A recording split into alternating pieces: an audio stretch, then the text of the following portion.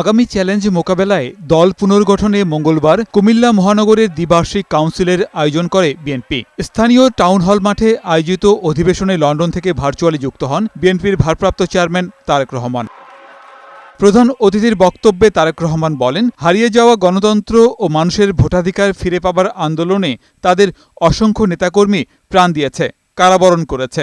শুধু বাংলাদেশের মানুষের ভোটের অধিকার প্রতিষ্ঠিত করলেই হবে না, একই সাথে আমাদেরকে নিশ্চিত করতে হবে যেই ভোটের জন্য এই দেশের মানুষ, রাজনৈতিক এবং অরাজনৈতিক সকল প্রকার মানুষ জীবন পর্যন্ত কোরবানি দিয়েছে, সেই ভোট যাতে মানুষ নিশ্চিন্তে দিতে পারে।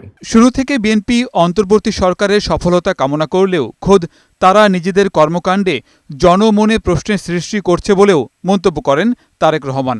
আমরা লক্ষ্য করছি অন্তর্বর্তীকালীন সরকারের কিছু কিছু ব্যক্তির বক্তব্যে বিভিন্ন রকম অস্থিতিশীলতা তৈরি হচ্ছে। আমরা আশা করব অন্তর্বর্তীকালীন সরকারের প্রতি মানুষের যে নিরপেক্ষতা প্রত্যাশা, সে নিরপেক্ষতা তারা বজায় রাখবেন।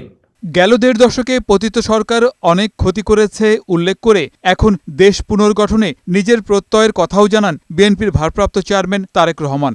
আমাদেরকে সচেষ্ট থাকতে হবে, সচেতন থাকতে হবে। গণতন্ত্রে বিশ্বাসী রাজনৈতিক দলের গুলোর ভিতরে ঐক্যের যাতে কোনো ফাটল না ধরে, দেশের ঐক্যকে ধরে রাখার জন্য যা যা পদক্ষেপ গ্রহণ করা উচিত, আসুন বাংলাদেশ জাতীয়তাবাদী দলের পক্ষ থেকে আমাদের সেই চেষ্টা আমরা অব্যাহত রাখব। গোলাম মোর্শেদ, বৈশাখী সংবাদ।